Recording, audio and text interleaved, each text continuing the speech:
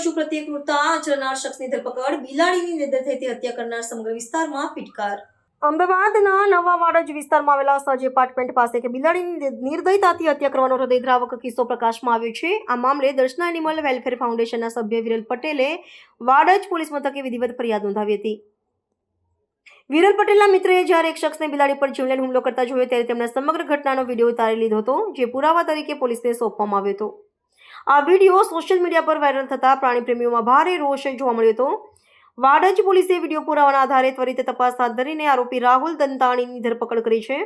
પોલીસની પ્રાથમિક પૂછપરછમાં આરોપીએ બિલાડીની હત્યા કરી હોવાની કબૂલાત કરી હતી। ઘટના પાછળનું કારણ જણાવતા આરોપીએ કહ્યું હતું કે તેની પત્ની જ્યારે બિલાડીને દૂધ પીવડાવી રહી હતી ત્યારે બિલાડીએ તેને ઈજા પહોંચાડી હતી। આ બાબતનો ખાર રાખીને રાહુલ દંતાણીએ રોષમાં આવી બિલાડીને પકડીને તેને અત્યંત નિર્દયતાથી મોતને ઘાટ ઉતારી દીધી હતી। અબોલ પશુ પ્રત્યેની આવી રાક્ષસી વૃત્તિ જોઈને તપાસ કરનારા અધિકારીઓ પણ સ્તબ્ધ થઈ ગયા હતા।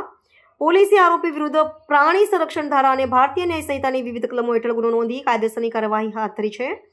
અમદાવાદમાં અબોલ પશુઓ પર થતા અત્યાચારોને રોકવા માટે આ પ્રકારની કડક કાર્યવાહી અનિવાર્ય હોવાનું જેદયા પ્રેમીઓ જણાવી રહ્યા છે।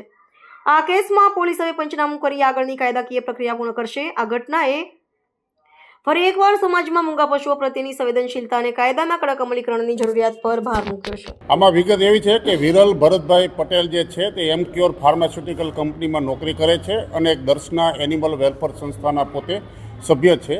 એમના એક બીજા જ સાથી કર્મચારી એનિમલ વેલફેર સંસ્થાના સભ્ય દ્વારા એક મોબાઈલમાં એને વિડીયો મોકલવામાં આવેલો હતો। એ વિડીયોની હકીકત જણાતા કે જે નવા વાડજની હદમાં સહજ એપાર્ટમેન્ટની બાજુના ગ્રાઉન્ડમાં બનાવ બનેલાની હકીકત જણાવતા એ વાડજ પોલીસ સ્ટેશન ખાતે આવેલા વાડજ પોલીસ સ્ટેશનના ઇન્સ્પેક્ટર દ્વારા આ બાબતનું તાત્કાલિક સંજ્ઞાન લેવામાં આવેલું અને જગ્યા ઉપર જઈ હકીકત જાણતા કે એક બિલાડી મૃત હાલતમાં ગ્રાઉન્ડમાં મળી આવેલી હતી, જેથી આ જીવદયાના પેલા એનિમલ વેલફેર સંસ્થાના વિરલ ભરતભાઈ પટેલ પોત આ બાબતે જે ફરિયાદ જાહેર કરતા તાત્કાલિક વાડજ પોલીસ સ્ટેશનની અંદર એનિમલ ક્રુએલ્ટી એક્ટ તેમજ બીએનએસની કલમ મુજબ ગુનો દાખલ કરી અને તપાસમાં એફએસએલને બોલાવી પંચનામું કરી અને વિગતવારની કાયદેસરની કાર્યવાહી કરેલ છે। અને ખાસ જે આ પશુઓ પ્રત્યે ઘાતકીપણું અટકાવવાના જે કાયદો જે છે એ મુજબ સખત રીતે કોર્ટમાં રજૂઆત કરી અને એના વિરુદ્ધ વધુ કાયદેસરની સખત રીતે કાર્યવાહી હાથ ધરવામાં આવી રહેલ છે।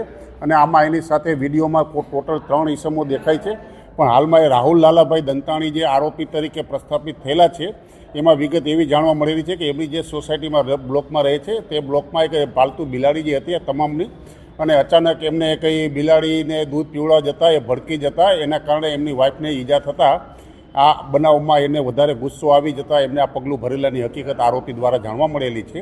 અને વિડીયોમાં દેખાતા અન્ય 2 ઈસમો જે છે ફક્ત એમાં કોઈ ગુનામાં એનો ભોલ ભજવેલો હોય રોલ એવું જણાતું નથી, તેમ છતાં હજી વધુ પૂછપરછ કરી અને એની ગુનાની શું ભૂમિકા છે એના આધારે આગળની કાર્યવાહી ચાલી રહેલ છે।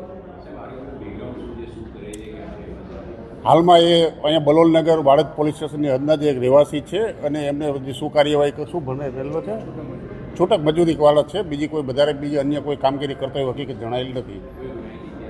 ના, ગુનાહિત ઇતિહાસ હજુ તપાસમાં જણાયેલ નથી। હજી અમે પહેલાં એના ઓર્ટો ગુજકોપની અંદર એનું સર્ચ કરી અને અન્ય પોલીસ સ્ટેશનમાં ગુજરાતમાં ક્યાંય ગુના દાખલ થયેલા છે કે આ બાબતની ગુનાહિત પ્રવૃત્તિ ધરાવનાર છે કે કેમ એ જાણી અને આગળની કાર્યવાહી હાથ ધરવામાં આવશે।